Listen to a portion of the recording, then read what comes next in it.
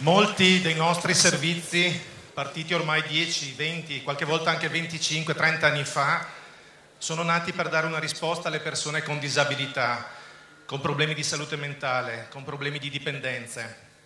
Negli anni Ottanta il nostro Paese ha vissuto la stagione felice delle battaglie civili per l'integrazione delle persone che in precedenza erano rinchiuse all'interno delle istituzioni o segregate nelle proprie abitazioni. Sono stati anni di prime conquiste importanti, l'integrazione scolastica dei bambini con disabilità, la chiusura dei manicomi, ne cito solo due come esempio.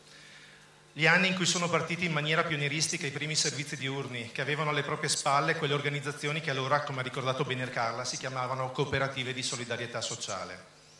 Molta strada è stata fatta da allora e tante risposte importanti sono arrivate sul piano dei servizi alla persona. Però molti problemi sono rimasti risolti e però possiamo affermare che il Veneto ha saputo costruire anche in questo campo una rete importante di servizi di cui va legittimamente orgoglioso. Tutto questo oggi è messo in discussione.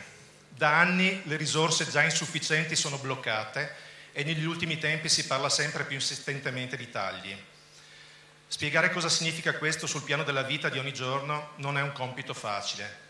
Le situazioni sono tante, diverse, raccontarle tutte è impossibile. E io mi scuso perché tanti di voi avrebbero voluto oggi intervenire, ma i tempi e le modalità ci hanno costretto a fare 4 interventi a nome di tutti. Ivano ha il difficile compito di dare voce a tutte queste persone. Anche a lui facciamo un grosso applauso di incoraggiamento.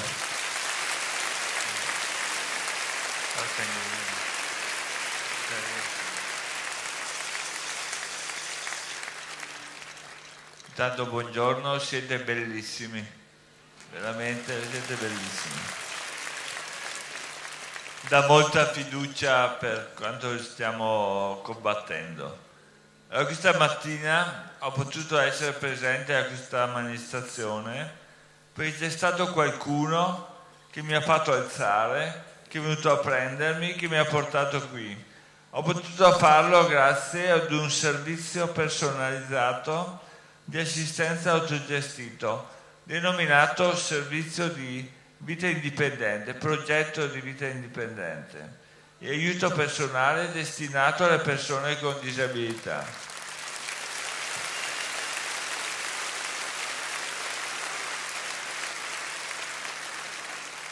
Questo servizio mi consente di essere qui in mezzo a voi, di parlarvi non tanto della mia storia personale, ma di diritti umani, dei diritti universali di ogni persona con disabilità, i diritti di essere cittadino, voglio aggiungere. La mia disabilità fisica è simile a quella di tante altre persone che hanno comunque il diritto di poter essere autonome ed indipendenti, nonostante la grave disabilità. Ma vorrei raccontarvi anche di altre situazioni di disabilità che in qualche modo con questo mio intervento vi rappresento. Mi chiamo Ivano, ma potrei chiamarmi Paolo, disabile con ritardo intellettivo, che da 15 anni frequenta un centro diurno, oppure Giordano. Giordano, che è ragazzo con sindrome di Down, inserito in una piccola azienda artigianale, ma potrei anche chiamarmi Stefania, che ha perso entrambi i genitori ed è inserito a tempo pieno in una comunità alloggio. Oppure Giovanni, che con fatica ed impegno svolge il suo lavoro di giardiniere in una cooperativa sociale e con il suo stipendio mantiene la sua famiglia e i genitori anziani. Potrei chiamarmi Antonio, Moreno, Luca o qualsiasi nome. Sono tutte persone che in questi anni hanno ricevuto risposte importanti ai servizi sociali del territorio, che hanno permesso di dare una qualità di vita decorosa a loro e alle loro famiglie. Oggi questi diritti sono messi in discussione perché le risorse, dicono, non ci sono più oppure non sono sufficienti.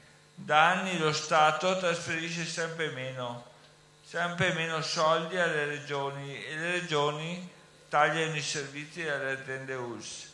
Io sono direttamente colpito dalla riduzione dei fondi.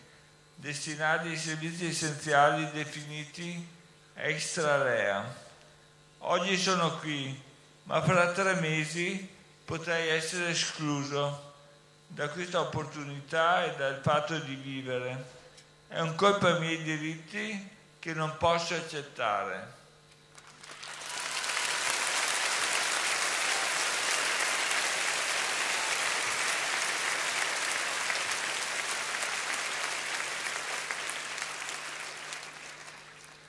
Ma da tempo i genitori di Silvia, questo vi voglio raccontare, non possono più inserirla nella pronta accoglienza della comunità che la accoglieva per pochi giorni al mese, perché i soldi per la non autosufficienza in quella ULSS sono finiti. Giorgia, Nicola, Paolo sono da anni in lista d'attesa per poter essere inseriti in un centro diurno. I posti a disposizione sono però completi. A loro non resta che aspettare.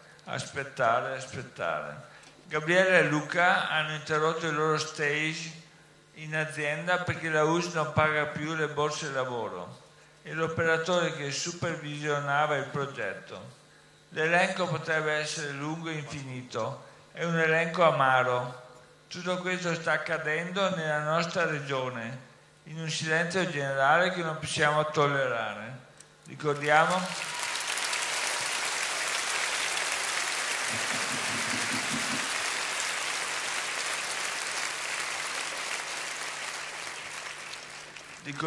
che il Veneto era preso ad esempio in tutta Italia come modello di servizi sociali. Era preso ad esempio in tutto il mondo, direi, visto che Obama continua a dire che il modello italiano dei servizi sociali è un modello da tenere conto. Abbiamo leggi importanti che ci tutelano.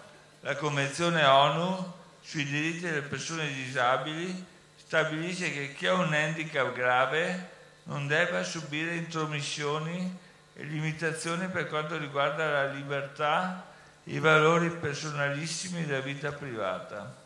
La Costituzione italiana difende il diritto alla cura e all'assistenza di ogni cittadino, con un'attenzione particolare per le persone più deboli. Abbiamo in Italia una legge che tutela il diritto al lavoro delle persone con disabilità. Ma a cosa servono queste tutele se non ci si impegna a garantire in ogni giorno? Se la Regione Veneto le ha fatte proprie, dovrebbe cercare di essere conseguente con scelte di politiche coerenti. Se non mi viene garantita l'assistenza, viene messa in discussione la mia e la nostra libertà, la mia e la nostra vita di ogni giorno.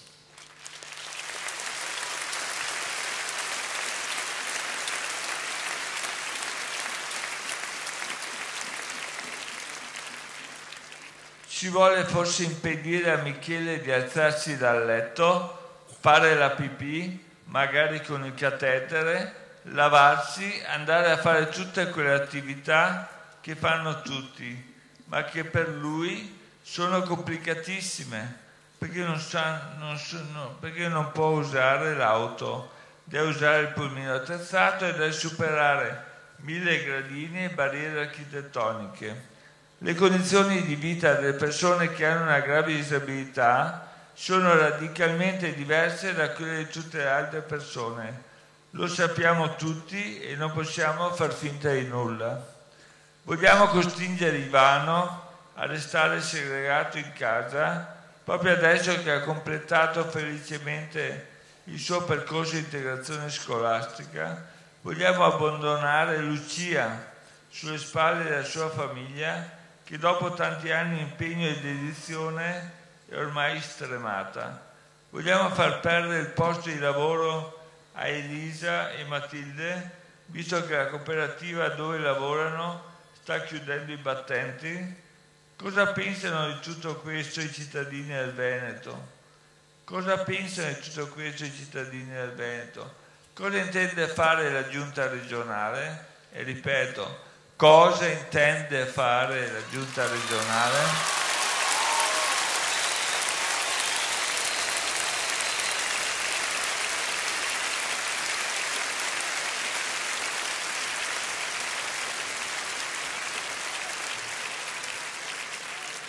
Vogliamo dare a queste persone il diritto di vivere, di esercitare i propri diritti umani, o li vogliamo abbandonare a se stessi?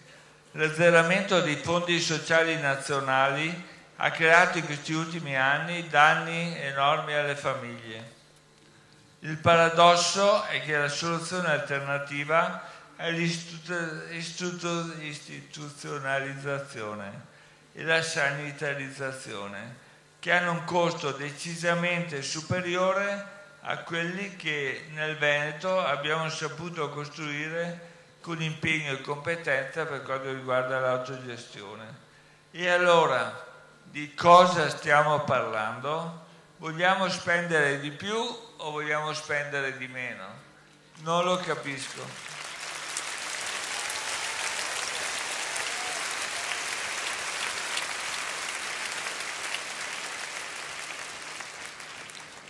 Adesso concludo.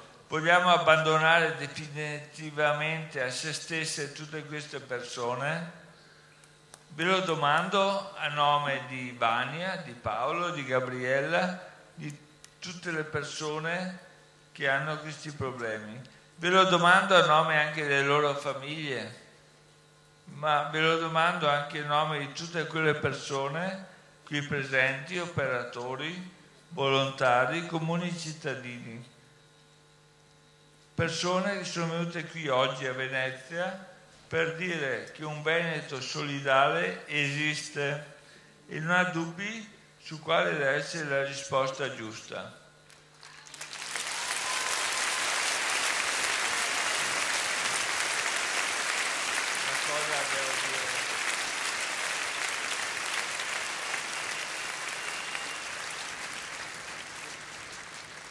Una cosa la devo dire anche se non è scritta.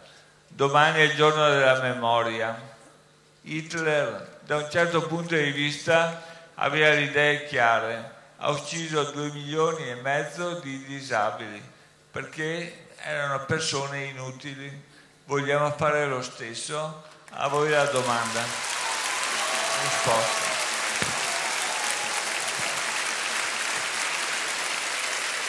Grazie Ivano. Allora,